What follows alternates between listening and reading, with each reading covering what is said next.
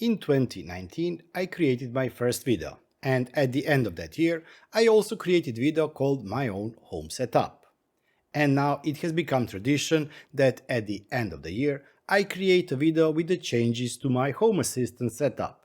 So today, we're looking at what's new in 2022 in my Home Assistant setup. We'll start in a couple of seconds.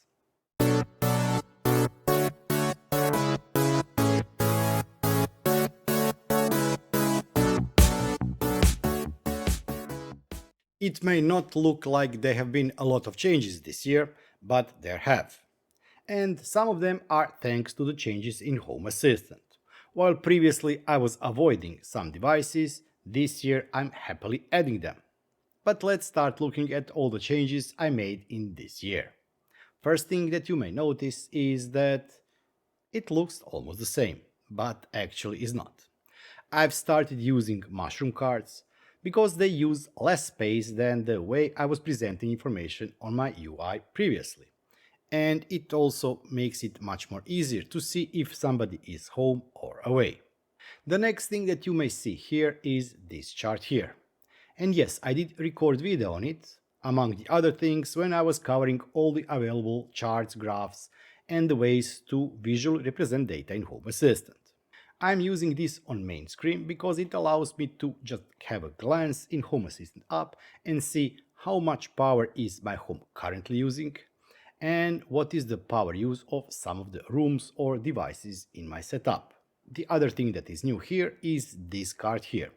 I've moved it from the weather tab because I want to have at a glance information about the possible warnings from Meteo Alarm. 3 cameras have also been added because once again they allow me to see the camera feed directly from the first page of Home Assistant. In the weather section, nothing has changed. All the entities, devices and services you see here were also available previous year. But this light section has changed a lot. Previously it was cluttered, and I think that this one looks better, although I did lose some of the functionality. For example, all of these devices here are WLED devices. And previously I was able to control not just the color or intensity of the light, but also the presets. With the mushroom card, I can only turn the devices on and off, increase the intensity or brightness of the light, and change the color of the light. So I did lose some of the functionality, but the card itself is much more streamlined. And I also did add 2 new devices. These are these devices here. Kids, each of them has their own tab in the Home Assistant. And not much has changed, although there were some tweaks. For example, once again, I am using mushroom cards here for some basic information like the location, the information about the phone or keys. And yes, this battery has just died today. I also redid the control of the lights, replaced the internal Home Assistant climate cards with this one from Mushroom, but I did leave here the ability to play with the effects. The only new devices in this room is this external temperature sensor, so besides TADO radiator valve, I also have one additional sensor, so I can compare the values from this sensor here and the information from the TADO. As you can see, TADO is showing 22.1 degrees, and 2 meters away from it we have 21.9, so it's pretty close. And the only other device that's been added to this room that's new now is this SwitchBot contact sensor. Actually, it's not just contact sensor. SwitchBot's door window sensor has also lux sensor in it, but in addition to that, the motion sensor is included too. And that makes that one sensor actually 3 sensors in one box. Not only was this sensor new thing in 2022, but I was able to add it because of the changes in Home Assistant. And that is the ability to have Bluetooth devices integrated in Home Assistant via the Bluetooth stick, which actually I'm not using, or via some of the external devices or Bluetooth proxies. And I have a couple of them. My favorite is this one here, which is M5 Atom Light, but I also use regular ESP32 boards with the Bluetooth proxy enabled. Besides that, the information I now show on this screen is the information from the mobile phone. Besides all the normal sensors that the other room also has, this one does have switchbot curtains, which enables me to control the curtains from within Home Assistant, to open them, close them, stop them, or see the state of the curtain. Media tab now also shows some new information. This is the information about the creators that I follow. I can see what is the latest video. If I click on it, look through the attributes, I can find the link and open the link, or I've also added that to automation, so I can have video open by itself when it's released. And the other video I also did was this Reddit integration. I'm following two threads on Reddit, one is Home Assistant, the other one is War on Design. And if there is a new comment or a new thread created there, I receive that thread here in the Home Assistant. The other thing that is new is these two devices here. And they are brand new devices. Actual devices are not brand new, but the integration is brand new to my Home Assistant. This is HASS agent, and I'm controlling two notebooks and one desktop PC, this one here from within Home Assistant.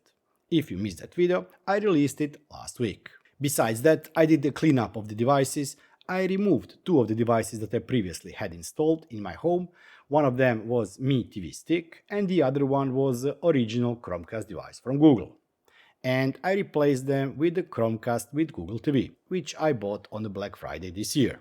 Climate section has also been changed. I've added a couple of more sensors. The issues that I was having with the Shelly humidity and temperature sensor were fixed because I bought a docking station for it and it's now powered via the USB cable. But that same room also received upgrade and now has a Shelly temperature and humidity version 2 sensor with the e-ink screen, and I'm preferring that device there. But besides that, I also replaced my gas heater or gas boiler early this year. That allows me now to control the hot water temperature or the state, is it on, off or auto from Home Assistant. And besides that, I also receive information on what is the current request for heat. But there is also one additional thing, and this is this card here. Yes, once again, it's Tado. It is a Tado AC controller. That one doesn't require bridge, it connects directly to the Wi-Fi network, and you can use it to control almost any infrared controllable air conditioner. Energy tab hasn't changed a lot. Besides one thing that I'm proud, and actually it's not doing what it should do, but these are the solar panels. I live in apartments. I don't have access to whole roof because this roof is from building, so on my balcony I installed one solar panel. I installed also Tuya compatible smart inverter, and I hooked it up directly to my grid in my apartment. Actually, it goes through Shelly Plug S. That way it allows me to integrate it inside the Home Assistant two times. Once via using the local Tuya integration and second time via the Shelly integration in Home Assistant. But because of that, I can now see the solar production my home is currently producing or has produced. And this is this new tab that was created just for this solar integration. In terms of Synology, and yes, my Home Assistant, the main Home Assistant is still running out of Synology. It is running in a virtual machine on the Synology DS920 Plus device with total of 20 gigs RAM. In terms of my second device, which was Synology DS415 Plus, I had two drives fail and I lost everything. I still haven't restored my recording setup, and my recording setup is now running off of Home Assistant Yellow. Thank you Nabukaza and Home Assistant crew. The other stuff on this page is more or less the same besides the UPS. I did replace the UPS batteries last summer, but there were some other issues, so just a month ago I decided to buy the new UPS. And hopefully this one has more power, it will bring me more autonomy if it's needed. In terms of camera, not much has changed. I do have one new internal camera and this is a Tuya integration. My outside RLC 510 has been replaced with the Reolink RLC 811A, which has some additional functionalities that the previous camera didn't have. And that now allows me to track motion from the camera to see if there is a person, pet or vehicle. Although since I live on the second floor and this is the balcony on the second floor, I didn't so far see that many vehicles on my balcony. But who knows, people do drink and do drugs, so Yeah, but this has also allowed me to integrate these sensors from the camera into Home Assistant and to use them in some of my automations. 3D printer section has also changed, although it may look the same. The integration itself is completely new, although I do pull more or less same data that I pulled previously. But this one here is new thing. I can see the G code or how the preview of the part I'm currently printing or that just finished printing looks. And the other thing, since I implemented MMU or ERCF in Rage Rabbit card feeder and have multi-material support, I also track the humidity and temperature for 6 filament because it supports 6 filaments. Plant monitoring is almost the same. The biggest difference is that 5 out of 6 boards now use ESP Home instead of Pester software. And link to that repository will be in the video description. This allows me to much easily make tweaks if needed, upgrade the firmware and push it via the OTA. Unfortunately, I haven't recorded any Evil Bunker or Evil Layer videos lately, and my devices have started to fail. For example, one of the first DIY devices that I brought to Home Assistant and recorded video on it was the Geiger-Miller counter via the ESP board. And the counter died. I presume that the tube died, so I have ordered a replacement tube and I will be installing it and see if it will fix it or not. But my second DIY, Zigbee DIY Geiger-Miller counter is working great. On this system information page, I still track system statistics, I can select what type of log information I want to log, I can see if there are any updates in either add-ons, etc. But one thing that is new now, although it's not that new for 2022, is this Watchman status. Everybody recorded video on Watchman, so did I. I'm here tracking if there are any missing entities or service in my setup. I just track, I don't fix them. The same thing goes for this tab here. I can see all the errors and warnings in my Home Assistant setup since it rebooted or restarted. I see them, I don't fix them, because more or less all of those errors are not that important. Shelly tab has changed only because Shelly integration in Home Assistant has changed. I now have more Generation 2 devices. And by the way, Generation 2 devices that also have Bluetooth can be used as Bluetooth proxies. Remember that. The only thing that changed is I burned my Shelly 1L. I'm still not sure if the device itself is burned or just that condenser part that goes where the device is. But yeah, it's not working. And a couple of new devices here are this corridor switch, which is a switch that allows me to switch to independent devices. This Motion 2 sensor, because I replaced my old motion sensor with the Motion 2 sensor, and this new humidity and temperature sensor version 2 that has e-ink display. Beta card did change, but it's normal because it's beta card, and everything I test I push to this card and eventually I either move it to somewhere else in my setup or completely remove it. This here is also one of the 2022 DIY projects. It's called Solar Weather Station. It's been running now for some time and I really love it.